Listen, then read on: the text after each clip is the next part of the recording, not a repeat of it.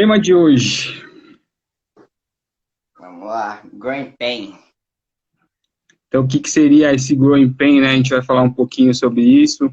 O tema, na verdade, ele surgiu por causa de algumas pesquisas, alguns colegas pesquisando, principalmente sobre síndrome do impacto femoroacetabular, achavam muito esse termo, né? Growing pain, growing pain.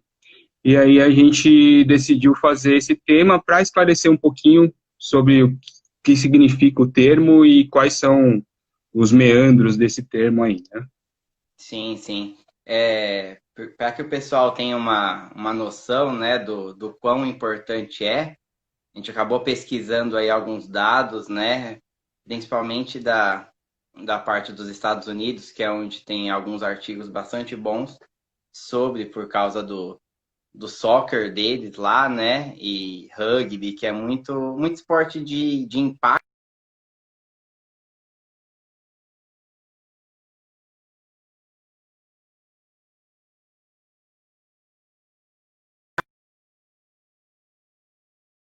Pessoal, tá ouvindo? Tô. Então, continuando, para que o pessoal tenha um pouco de noção da quantidade de casos, não só aqui no Brasil, na nossa terapêutica e na nossa clínica, a Grey Pain, né, a dor inguinal, a dor na virilha, é a quarta maior causa de dor no futebol. Isso falando futebol, o nosso futebol. E a Soccer. primeira Isso, e a primeira no hóquei e no rugby. Isso são dados lá dos Estados Unidos, né?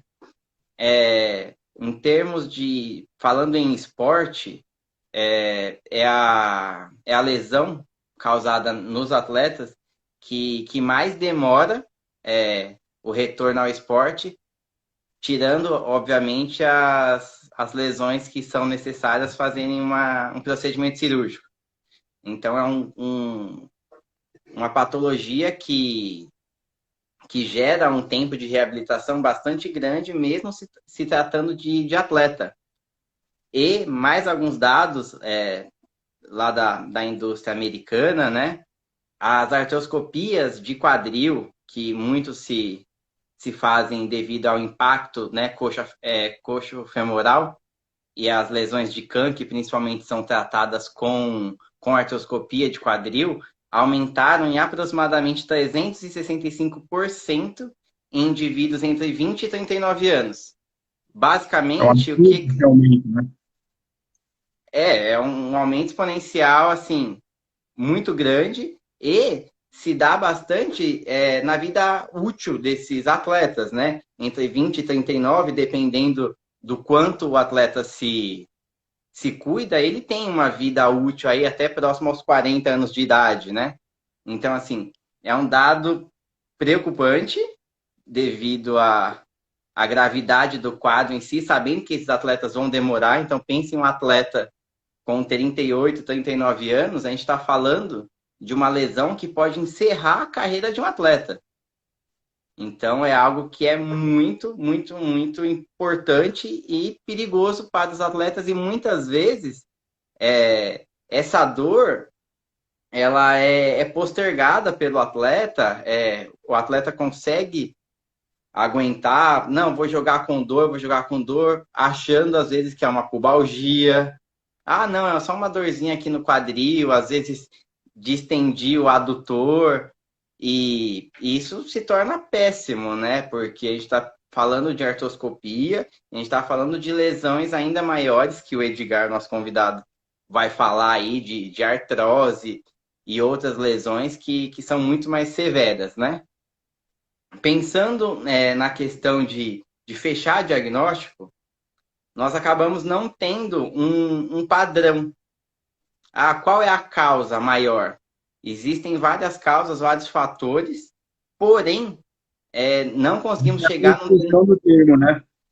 Exatamente. Se confunde muito com outras patologias parecidas.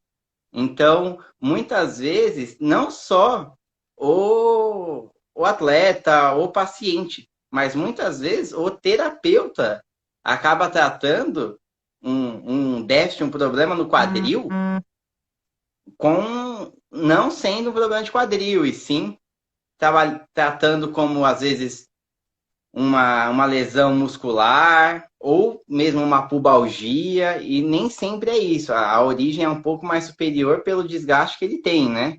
Então, em média, a gente está falando de cuidados, né? De causas, muitas vezes aparecem em torno de 50% aparecem com uma hérnia inguinal. Então, a gente está falando ali de balança, né? É parte abdominal, então o atleta ou o paciente vai ficar mais fraco, e eu acabo gerando, às vezes, um impacto ali coxofemoral sobre o acetábulo e desgastando, e aí aparece sempre aquela dor enfacada, dor em V, né?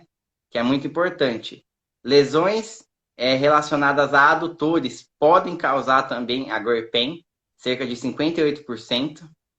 46% nós estamos falando de lesões de quadril, que causam a dor em si, e só 22%. Esse dado é o que mais acho que me surpreendeu, não sei você, Luiz, pelo fato que a paciente chegou, ai, dói. Geralmente o paciente refere dor inguinal, dor virilha. O pessoal já vai na certeza, é pubis. E assim, É mais próximo, né? Talvez seja a proximidade anatômica, talvez seja a questão dessa conscientização já meio que tradicional que o terapeuta tem em pesquisar nas áreas próximas, né? Talvez seja isso. sim, sim. E por ser um quadro bastante parecido, né, na questão de sintomatologia, acaba, se eu não avaliar muito bem esse paciente, a chance de fazer uma terapêutica errada é gigante, né? Então, Isso aí. se torna complicado. Bom, eu não vou me estender muito, porque o Edgar tem bastante a falar aí, e a gente vai acabar ficando aqui a live inteira conversando. Eu queria já agradecer o Edgar em meu nome, em nome da FIS em Debate, e quero deixar uma pergunta para ele. O quanto a pressão interarticular, juntamente com uma fraqueza muscular, vai ser importante num quadro de gore pain? Então, assim, qual a correlação da pressão interarticular com uma fraqueza muscular junto, que geralmente estão coligadas, correndo junto, vão ser importantes para a gore pain? Tá bom? Boa. Então, vou sair lá. Obrigado a todos e vamos discutir um pouquinho aí. Agora a gente vai pedir, Edgar, o William saindo, você, por favor, já pede a solicitação para você entrar aí na nossa live, tá? A gente vai aguardar um pouquinho de entrada aí do Edgar agora. Beleza. Tchau, tchau, gente. Valeu, Luiz. Obrigado, William. Vamos aguardá-lo.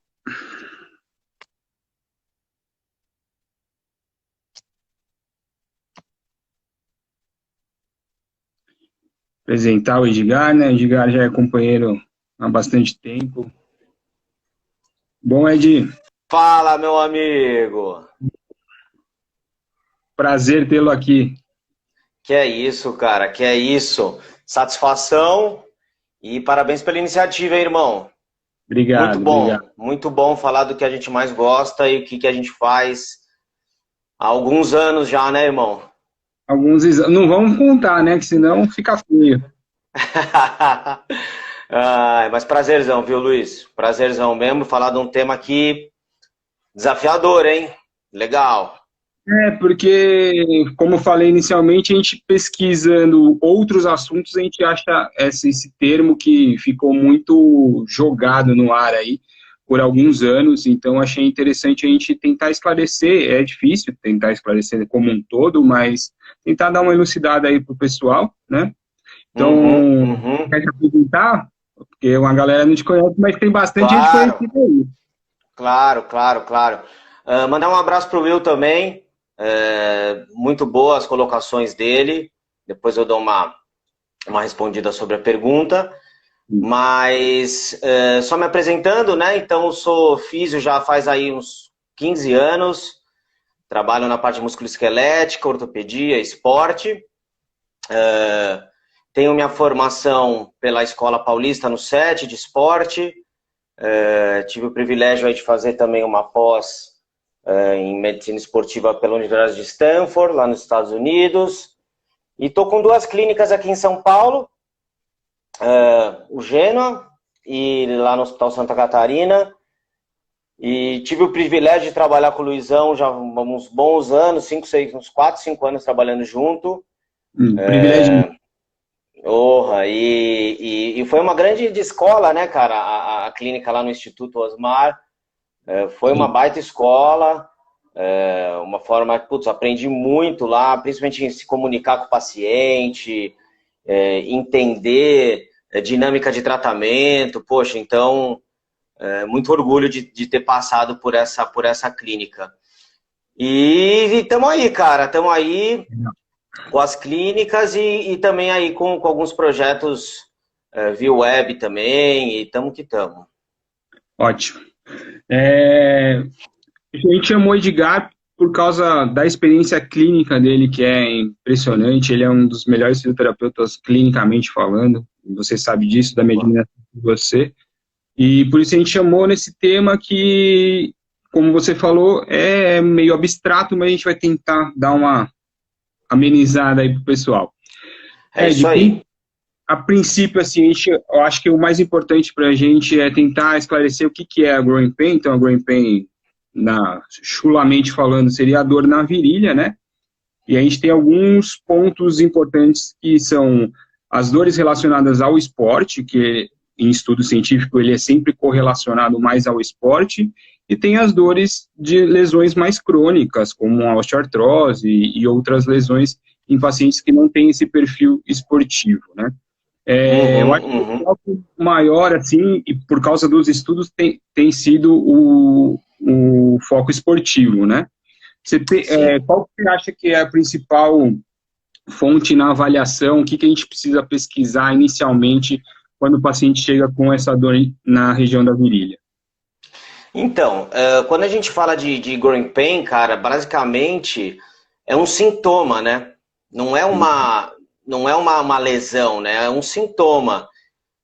E a primeira coisa que eu acho que eu observo quando eu pego o paciente com growing pain é o seguinte: eu observo muito na avaliação o que o cara fala para mim. E como tem muita relação ali, principalmente com o sistema urinário, com víscera e tal, eu acho que é importante a gente conseguir identificar no início se tem algum sinal de red flag, alguma... É o primeiro descarte, né? O primeiro descarte. Lesões maiores, né? Pensando às vezes em lesões viscerais que podem gerar sintoma na virilha.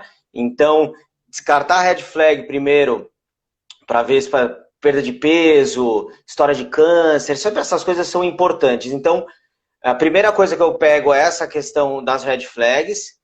E aí, na minha avaliação, eu olho muito o que o paciente me fala, cara. Principalmente assim, início dos sintomas.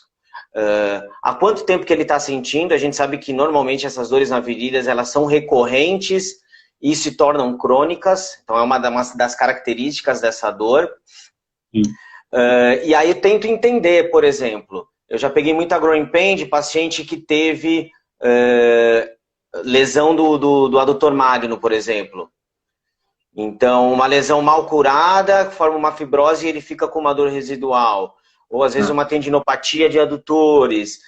Então, muda muito a tua posição como terapeuta em relação ao que você encontra no teu exame físico. Porque, como o Will falou, você pode ter uma growing pain de uma osteoartrose, de impacto femoroacetabular, você pode ter uma pubalgia, uma tendinopatia de adutores, você tem uma pancada de coisa.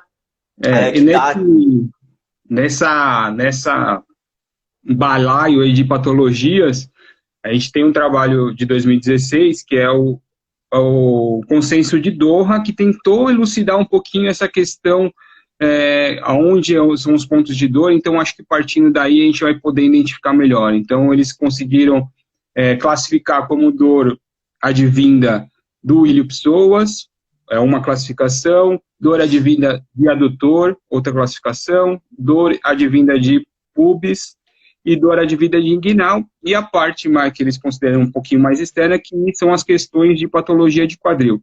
Então, aí já consegue ir separando um pouquinho melhor, e como você bem falou, é a questão da avaliação do paciente, né?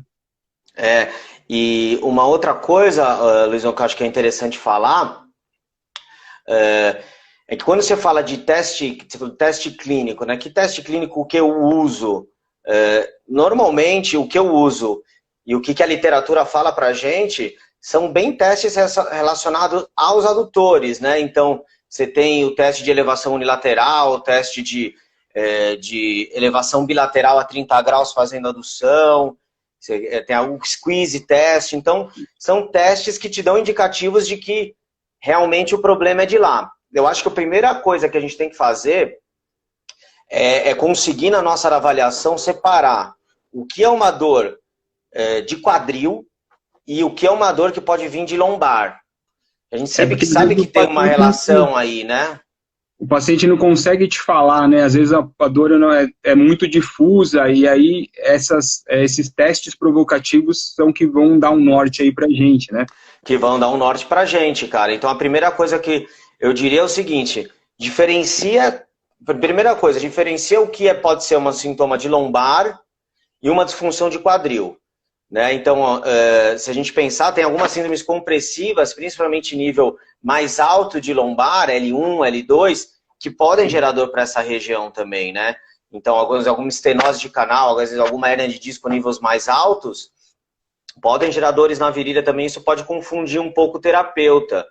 Não. Então, tem que ficar muito atento nisso.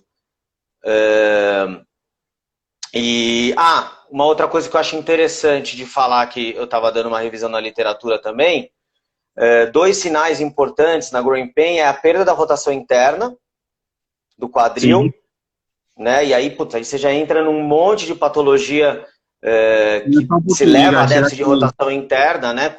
O impacto femoroacetabular e a artrose são 2 deles.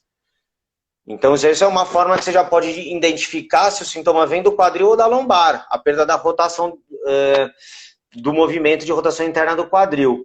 E um outro sinal, Luizão, perdão, pode falar. Ele está bem correlacionado à questão do quadril mesmo, essa perda de rotação. Essa DM é importante também, né? Porque se você perder principalmente a parte de rotação, você acaba sobrecarregando o pubis, e aí começa a dar uma enxurrada de outras lesões aí. Foi bem... e quantas vezes você não vê, cara, growing pain, o cara com, às vezes, 2 lesões diferentes e o mesmo sintoma. Então, ele pode ter, por exemplo, uma osteite púbica associado a um ressalto interno, por exemplo, do psoas. Então, ele tem 2 disfunções que dão o mesmo sintoma. Agora, sabe o que eu penso, cara?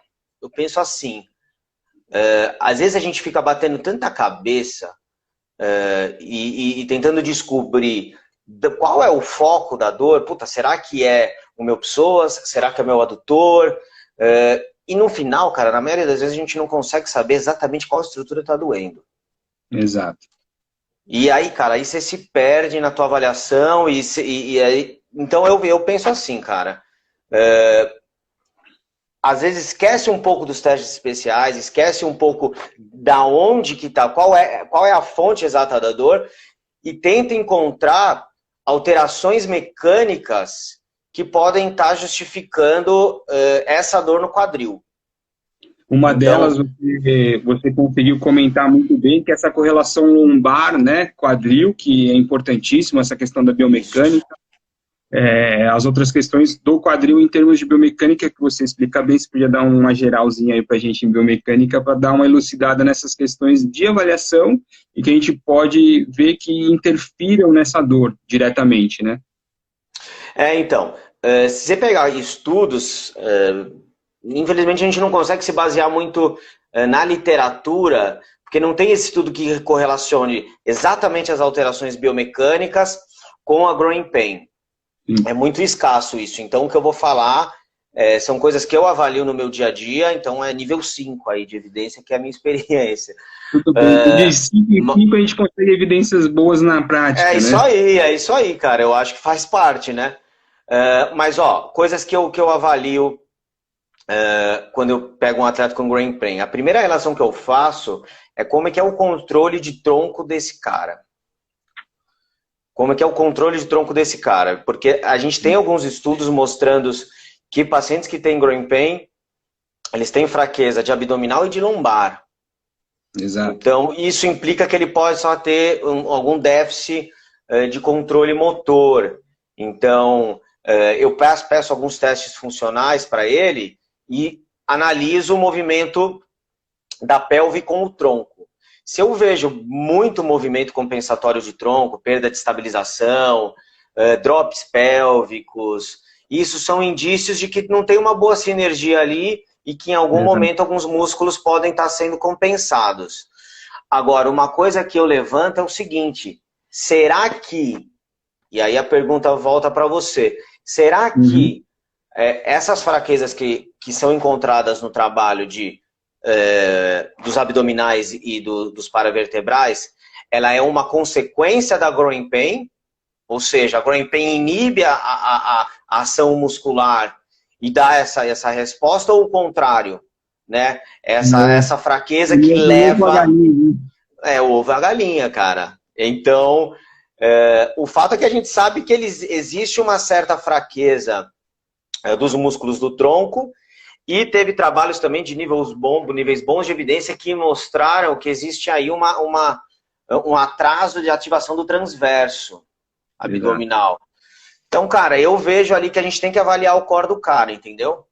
Eu acho que a gente tem que voltar sempre, se a gente for pensar articulação por articulação, é óbvio que não é o ideal, a gente sempre voltar para quem é aqueles músculos que vão estabilizar a articulação. Eu acho isso muito importante. Então, como você bem citou, o transverso é um deles que vai fazer com que eu consiga estabilizar a pelve. E também no trabalho, pensando num trabalho de pelve e quadril, a gente pensar nesses estabilizadores. Eu acho que é o que a gente tenta focar sempre e falar para principalmente quem está saindo agora, está estudando, focar nesses desequilíbrios musculares, nessa mal conformação dinâmica que os músculos trazem para a gente na nossa avaliação. Isso é de suma importância, porque a gente fica muito pensando em dor, em movimento, em termos de articulação, e a gente esquece que é tudo dinâmico. Então, a gente precisa ter reestruturação e reequilíbrio muscular. Então, um foco na avaliação, pensando nesses músculos que estabilizam a articulação, são de suma importância, né? Exato. Pode falar. Deixa eu só fazer uma perguntinha aqui. A Fabiana Ribeiro, parceiraça nossa, mandou uma pergunta. Ela falou se a perda de rotação interna, né, que a gente comentou, ela é feita por limitação pela dor ou por uma limitação mecânica, na sua opinião? Mecânica, tá? Eu acredito que seja mecânica, porque você pode, quando a gente fala perda de rotação, é uma perda da ADM. Então, a restrição articular, quando você tem um processo inflamatório, ela não é real, né? Eu não tenho músculos que estão fixando, eu tenho um processo naquela região que, controlando o processo inflamatório, eu posso ganhar ADM. Então, o que pode atrapalhar, eu acho que na nossa avaliação, eu acho que é mais em questão dos testes irritativos, talvez. Porque, por exemplo, no Tweezing Test, a gente tem a adaptação com relação à dor e com relação ao torque muscular. Então, eu acho que aí pode te dar um viés em termos, a dor está influenciando nesse teste. Eu acho que, nesse sentido, sim, você falou, acho que na ADM mesmo. Porque a ADM é um teste passivo, normalmente, né? Então, normalmente, quando eu avalio assim, pego esses pacientes, eu gosto de avaliar eles em decúbito ventral, e dobro, faço a flexão do joelho a 90 e simplesmente peço para ver o quanto que as pernas caem em rotação interna e comparo. Pô, eu adoro fazer esse teste, porque você consegue neutralizar a pelve, é um teste que você não tem carga nenhuma, Então, se você sentir dor nesse teste, provavelmente deve ser de uma origem ali articular até, né? De você já não ter mais espaço para a articulação trabalhar e ter o limite da ADM. Agora, Luiz, sabe o que eu acho que é uma coisa importantíssima de falar? A gente tem duas linhas funcionais no corpo, que é os adutores com oblíquo abdominal, oblíquo interno contralateral e peitoral. Então a gente tem uma cadeia, principalmente no futebol, no tênis, a gente tem uma cadeia cruzada muito forte nesse sentido. E existe uma cadeia que contrabalanceia tudo isso, que é uma cadeia funcional posterior, que é entre o grande dorsal e o glúteo máximo, também contralateral. Então eu acho que a sinergia dessas duas cadeias são muito importantes, visto que a maioria dos esportes, principalmente de arremesso, futebol, tem muito dessa cadeia cruzada anterior. E pouco, às vezes, a gente trabalha a cadeia de trás. Então eu fico pensando o quanto que isso também não pode influenciar, né? Porque a gente sempre vai pensar, você pensando no esporte, ele vai estar fazendo aquela ação voltada sempre para a região anterior e essa cadeia cruzada sempre vai estar mais tensa. O que é importante a gente ter em mente é o quanto que a gente pode atuar para que esse atleta não perca performance também, né? Você tem esse ponto de equilíbrio que é importante a gente pensar, mas é muito bem colocado, a gente pensando num trabalho global com o atleta, isso é muito bem posto e muito bem verificado que esse reequilíbrio de cadeias também ele é importantíssimo, né? E aí a gente volta àquilo que a gente falou no início, cara. É muito importante você ouvir como que começaram os sintomas. Porque, se o cara tem aquela coisa, pode ter começado depois de um overtraining, de um overuse. Puta, esse é o melhor dos casos, porque você corrigindo, diminuindo o volume de treino, a coisa tende a se normalizar. O problema, puta, é quando o cara... Você já me arrepia, você fala, puta, esse cara vai ficar uns 4 meses aqui comigo. É quando o cara chega com uma lesão de adutor recorrente, e essa lesão já foi pro pubis, aí você testa o adutor do cara, ele é fraco e dói, e aí você tem que... Clássico, né? Puta, e aí você tem que ter estímulos, porque o tendão ele se desenvolve, pensando que essa growing pain pode vir de uma origem de um tendão. Parte da reabilitação é você dar carga controlada para esse tendão. Então, e você tem que fazer isso de uma forma que não seja tão sintomática para o paciente. Então também aí vale uma questão, né?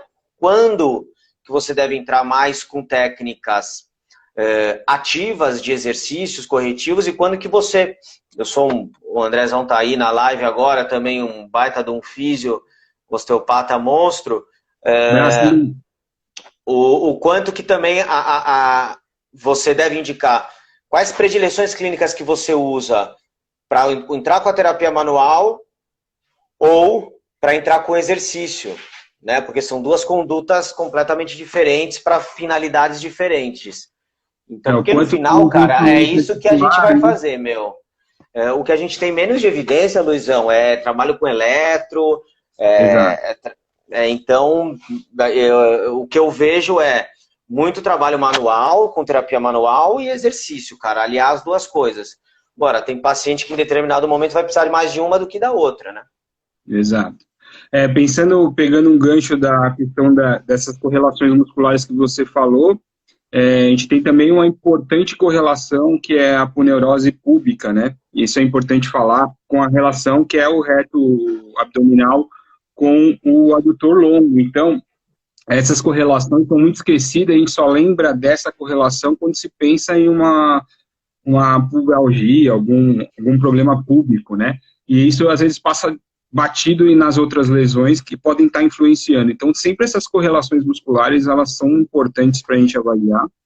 E agora, olha como é interessante isso que você falou, Luizão, dessa relação do adutor com o reto e com os flexores do quadril. O mesmo adutor, só que agora o magno, ele tem uma relação com o túber isquiático. E aí você já tem uma relação com os isquios tibiais.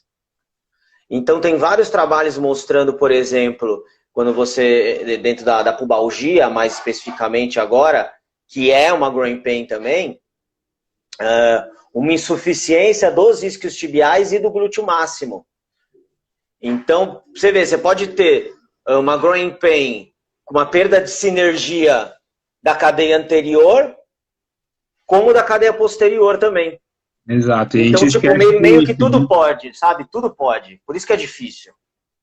Por isso que a avaliação, eu acho que o que a gente mais vai bater na tecla hoje aqui, para quem é estudante, quem está vindo a gente, é a avaliação, né, cara? Eu acho que você conseguir identificar da onde está sendo a fonte dessa lesão, que pode... A gente sabe que qualquer lesão, como ela tem característica crônica, qualquer lesão que comece a alterar a biomecânica desse paciente, vai trazer outras lesões associadas. A gente sabe que a maioria desses atletas tem mais de uma lesão, né?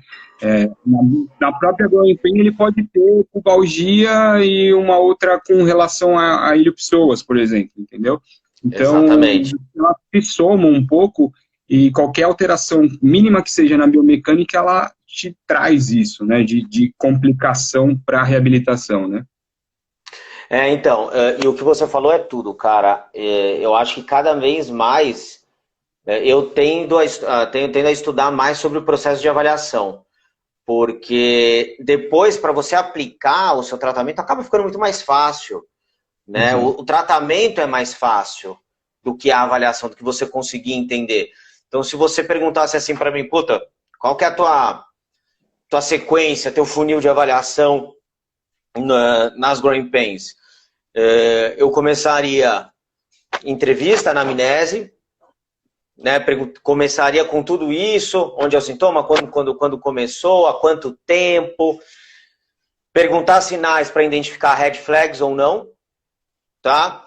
E também, nesse momento dessa triagem, você, principalmente em atleta, como você tem normalmente growing pain, dor crônica, levanta também alguns indícios de yellow flags também, de pacientes que têm alguma parte mais emocional que não deixa o cara melhorar, muito cinesiofobia, a gente vê muito, o cara fica com medo de se mexer, de voltar a treinar por causa da dor.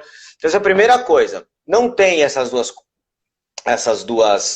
dois elementos, aí você entra na sua avaliação mais física. Então, eu entraria primeiro avaliando a parte miofacial dos adutores, tensão, nível de força. Aí eu entraria com aqueles 3 testes, entraria com o squeeze, que é deitado com os joelhos a 90 graus, pede para o paciente fechar. Entraria com o teste de ASLR, que também é um teste que gera provocação na região da virilha. E aquele teste que eu te falei, que você põe o paciente em decúbito dorsal e ele fecha as duas pernas com uma flexão de 30 graus. Então, esses são esses testes. Depois eu iria amplitude de movimento de quadril, para ver se eu tenho algum déficit ali. Avaliação dos ilíacos, em relação a posicionamento, se eu tenho algum desnível, se eu tenho uma anti- ou retroversão, qual que é o posicionamento entre os ilíacos, se isso está bem alinhado, né? Aí eu entraria com a minha avaliação da lombar, alguns testes específicos, e mais, sendo um pouco mais específico, eu entraria com testes de core, para ver como é que a relação do tronco do cara. Então, eu uso normalmente o teste de McGill, que é basicamente teste de prancha lateral, prancha frontal e razão de flexor e extensor, entendeu? E daí tudo eu tento tirar alguma coisa. Aí você comentou bastante de teste de estabilização, teste de força, testes musculares, né?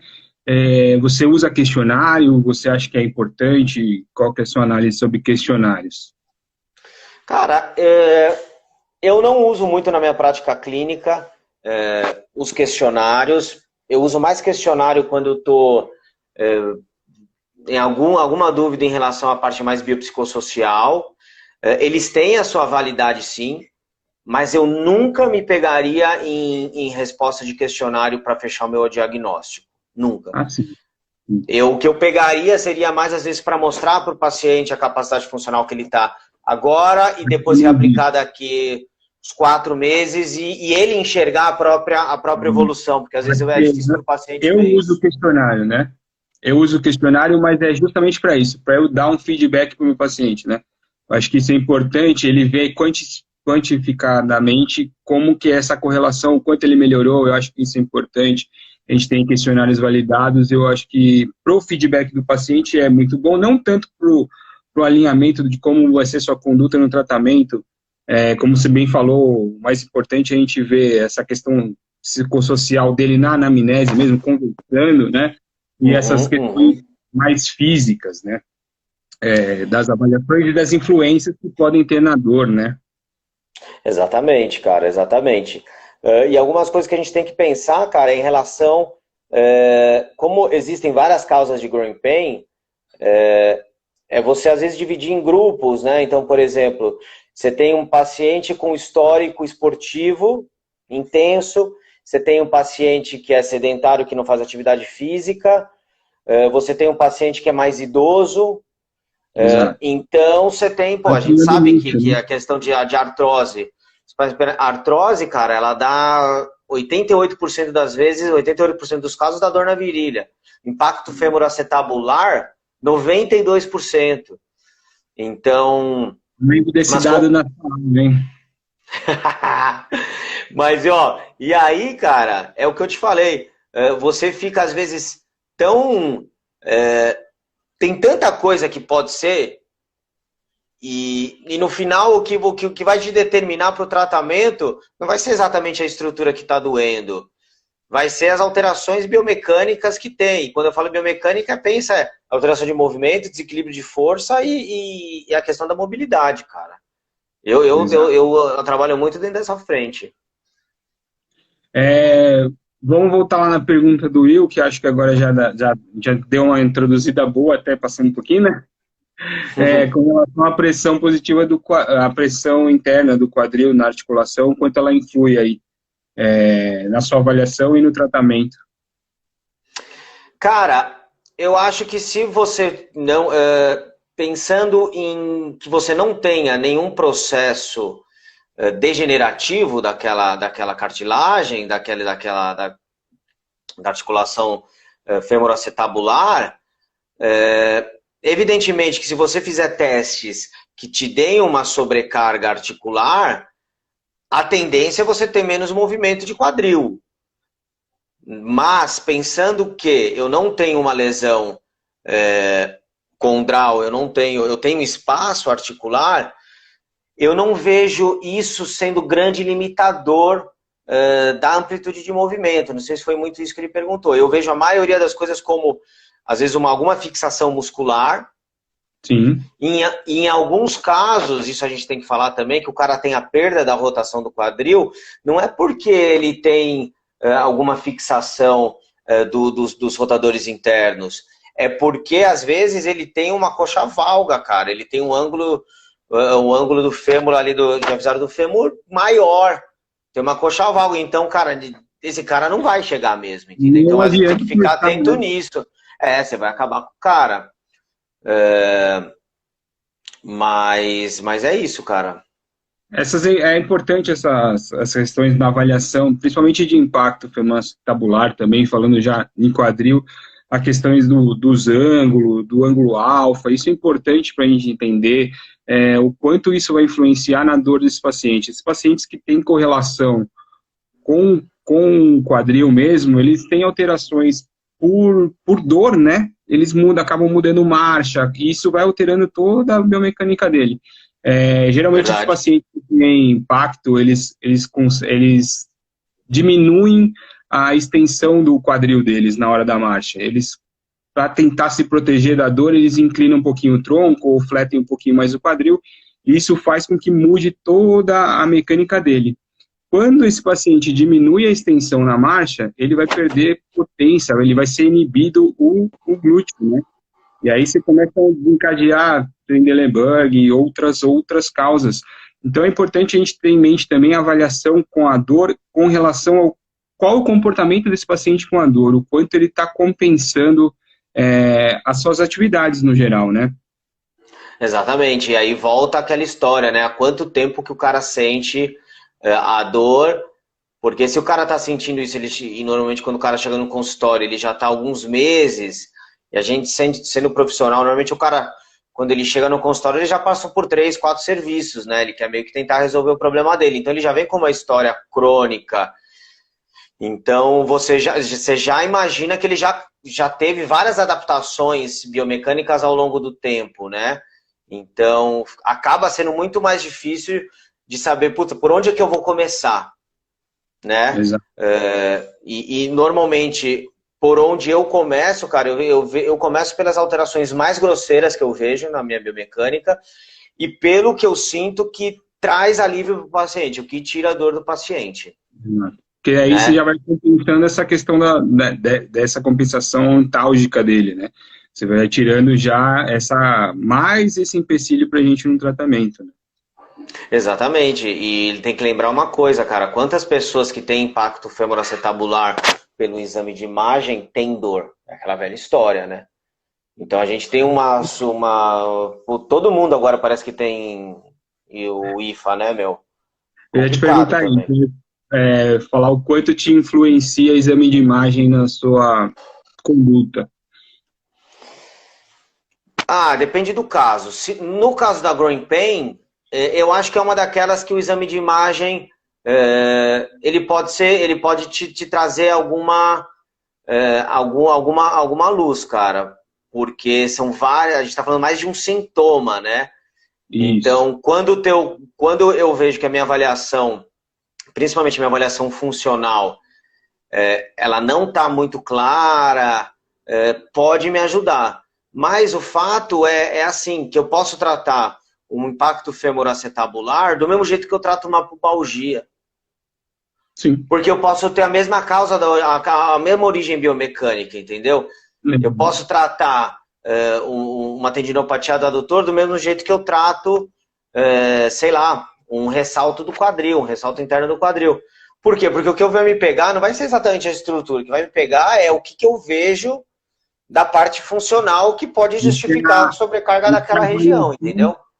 Por isso que a avaliação fisioterapêutica, né? Não é o pedido do médico que vai te orientar, é o quanto a biomecânica ali, o que é o funcional do paciente está te dizendo, né? Eu acho que isso é importante. Outra coisa que você colocou já anteriormente, colocou agora, esclarecer a galera aí, a growing pain é sintoma, ela não é diagnóstico. É igual, vamos fazer o comparativo com lombalgia, né? Que a gente já tem anos que a gente acompanha isso, que é um sintoma, né? É uma dor, não um diagnóstico fechado. Então, por isso que também ela gera toda essa confusão aí de nomenclatura, né? Agora, sabe o que é muito louco, cara? É você ver a nossa formação, ela é muito... eu acho que ainda está assim, ela é muito voltada para a parte clínica, né? A gente é treinado para avaliar como médico. Exato. E você começa a se dar conta disso quando você percebe que a tua avaliação, você fala assim, beleza, eu estou com testes indicativos de uma lesão de menisco, por exemplo. E daí? O que te trouxe, né? O que te trouxe aqui? Né? Então, e aí você faz o que com essa informação? É menisco, beleza. Você tem N causas de lesão de menisco. E aí a avaliação biomecânica, a avaliação funcional, fisioterapêutica, ela que vai te trazer esses elementos, cara. E eu vejo que a gente tem um gap gigantesco nesse tipo de avaliação, meu. Eu acho que o gap, ele, como você falou, ele vem da base. Eu acho que o pessoal está saindo com pouca anatomia, pouca biomecânica e pouca patologia. A gente não entende muito a lesão. Que a gente pensa, como você falou, intitulado as lesões médicas, né, já pré-estabelecidas, que a gente já conhece há muito tempo, mas a gente não tem essa visão do que realmente a fisiopatologia daquela lesão, a gente não entra fundo nisso. Eu acho que E é foda, porque se você parar para pensar, cara, você saber da patologia te traz um negócio importante, cara. Você saber do prognóstico. Exato. Entendeu? Então você sabendo a fisiopatologia daquela doença, você tem um prognóstico. E é mais para isso que você tem que saber, porque você tem que se posicionar diante do teu paciente e ele entender o percurso que ele vai seguir. Exato. Né? E arrepia, às vezes, quando o cara pergunta, o cara com growing pain pergunta, puta, quando é que eu vou ficar bom? O cara já tá há 3 meses com dor. Pergunta de $1 milhão. Pergunta de 1 milhão, cara. E normalmente eu tento não dar prazo para esse tipo de lesão. O que eu coloco, tipo, são objetivos a se cumprir. Pequenas metas. Né? Pequenas metas, ó. Vamos primeiro você andar sem dor. Depois a gente vai fazer a contração do adutor e você não tem dor. Depois você vai correr sem dor, enfim. E aí você vai evoluindo dentro disso e não de tempo. Porque senão você fala pro cara, não, eu acho que em 12 semanas você tá bem. Puta, você tá com 2 meses, o cara não tá correndo ainda. Então... E também um dado muito alarmante que o William falou no começo é a questão das cirurgias, né, cara? Acho que na ânsia do paciente querer voltar, ele ouve a primeira opinião e vai para a cirurgia, e em patologias que a gente sabe que é totalmente funcional, né? O problema dele ali é desequilíbrio, a gente sabe que a gente corrigindo na fisioterapia, uma boa fisioterapia vai tirar esse paciente da dor e dessas lesões que leva muito tempo para recuperar mesmo. Sim, e o paciente ele sempre busca a fórmula mágica, né? É mais fácil para ele tomar um remédio ou fazer uma cirurgia que resolve. E eu lembro de alguns casos, caras, de pacientes que foram submetidos à cirurgia de pubalgia e a coisa voltou. Então, é complicado você tratar growing pain exatamente por causa das recidivas, cara. É complicado, meu. Uma outra coisa que eu li também falando de growing pain, um fator de risco para desenvolver ela é a lesão muscular do adutor, viu? Exato. E lesões prévias, né? Lesões prévias também. E por isso que você tem que perguntar isso. Essa pergunta ela tem que fazer parte da tua narrativa lá no início, meu. Você teve alguma lesão muscular? Qual o seu histórico de lesão muscular? Aí tem que perguntar isso, cara. Quantos atletas não tiveram lesões musculares, né? Principalmente nessa região. Se a gente pensar em esportes como futebol, mudança de direção, luta que usa membro inferior, esses caras têm lesões já algumas. Então, esse fator de risco já é presente nesses atletas, né? Sim. E uma outra coisa importante também seria você, de alguma forma, conseguir mensurar a razão agonista-antagonista. Que a gente está falando de estabilizador de quadril, né? Então eu estou falando como é que está a relação dele com o meu glúteo médio, né? Com meus abdutores, vamos dizer assim. Exato.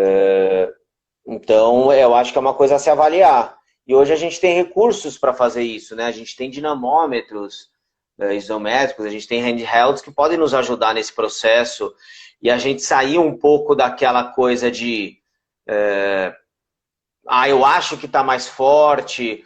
Você tem que ter um número, né? Então... É mais o feedback que a gente estava falando do paciente, né? Você fala, olha o quanto está desequilibrado aqui, olha o quanto... Exatamente, aí você tem um número para buscar também, né? Exato. Eu acho que é um baita investimento, assim, para quem trabalha com músculo esquelética, você investir num desses dinamômetros. São portáteis, são confiáveis. Exato. Né? Correlação entre membros também é importante nesses pacientes, né? Então a gente vê o quanto a gente tem de diferença aí também, né? É um pouco menor do que uma correlação de membro superior, que o cara vai usar o mais dominante, o inferior não tem tanto isso, mas eu acho que é importante também por causa se a gente pensar na pelve, a gente vai pensar sempre nesse alinhamento bilateral, né? Exatamente, cara. Eu dei uma aula lá no Fiz Evidência, que era sobre, inclusive você assistiu, síndrome quadricoluna. Isso. E o cara, e o autor, ele estava buscando quais elementos ele avaliaria para você ter fatores de risco, né? Que você possa identificar que o indivíduo tenha a síndrome quadricoluna, né?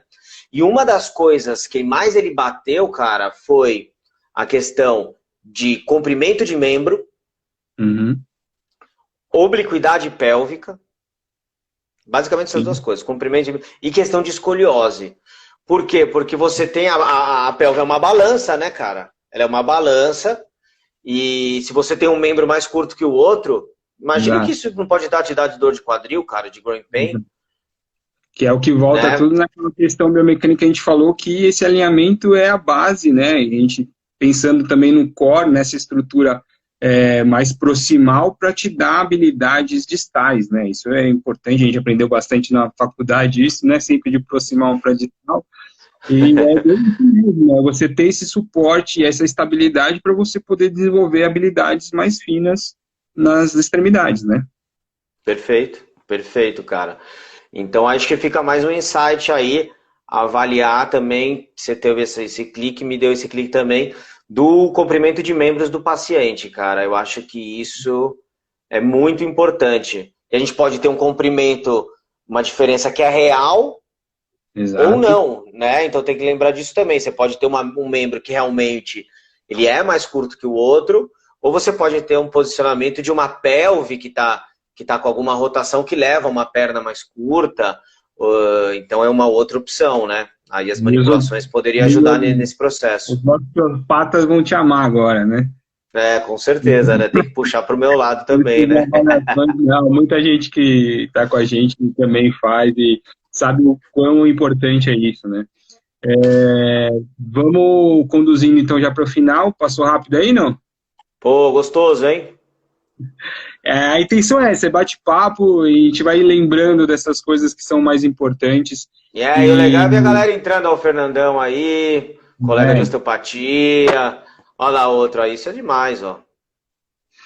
É isso que a gente quer levar, né? A gente quer levar essas discussões, as coisas que são mais importantes para a gente na prática clínica, que às vezes fica esquecido.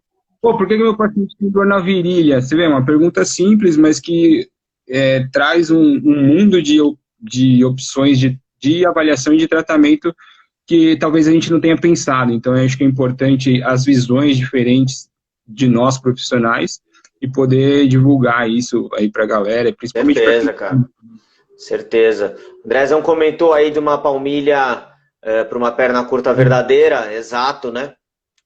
Aí você não tem muito para onde fugir, né? Então, são uma daquelas indicações que eu também, com certeza, pego, viu, cara? Ou às vezes pacientes que têm hiperpronação violenta do tornozelo, não tem muito controle motor, também pode ajudar. O lance aí já entra em outra discussão, né?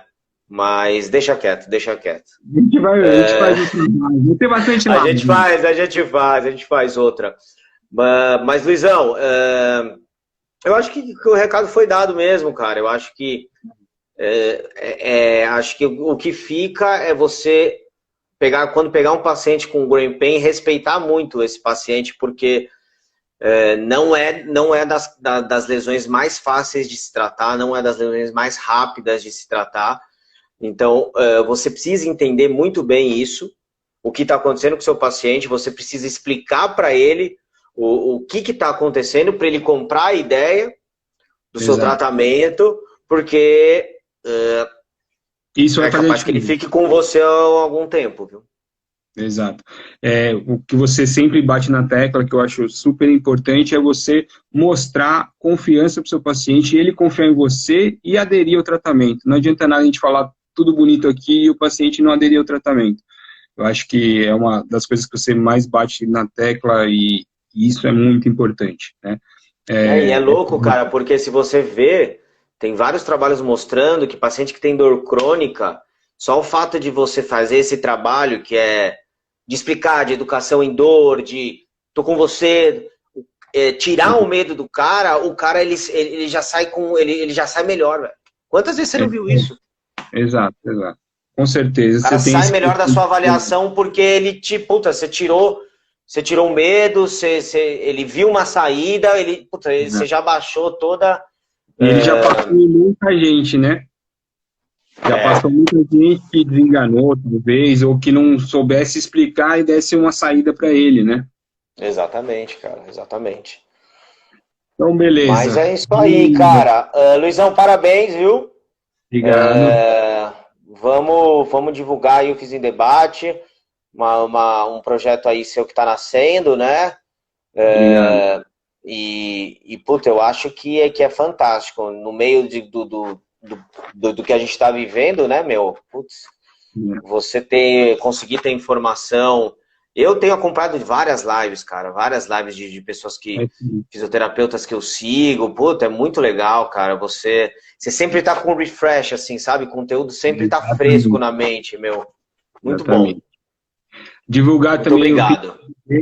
Que são as aulas ao vivo aí do Edgar, que são excelentes, cara. Eu tenho acompanhado disso. Então, divulga aí o Físio em Evidência aí pra galera acompanhar. O Físio Evidência são aulas que eu estou ministrando semanalmente pelo YouTube, aulas ao vivo, trazendo vários temas aí sobre a fisiomusculoesquelética, né? Então é uma outra forma de estar passando, de estar entrando em contato com outros profissionais, e a gente está cada vez mais preparado e trocando informação, né, cara? Trocando experiência. Isso é importante. Isso que é importante. Muito obrigado, Edgar. A gente vai... Valeu, Luizão. Prazer. Vai a gente. É isso aí. Imagina, eu que agradeço, irmão. Forte abraço. Obrigado.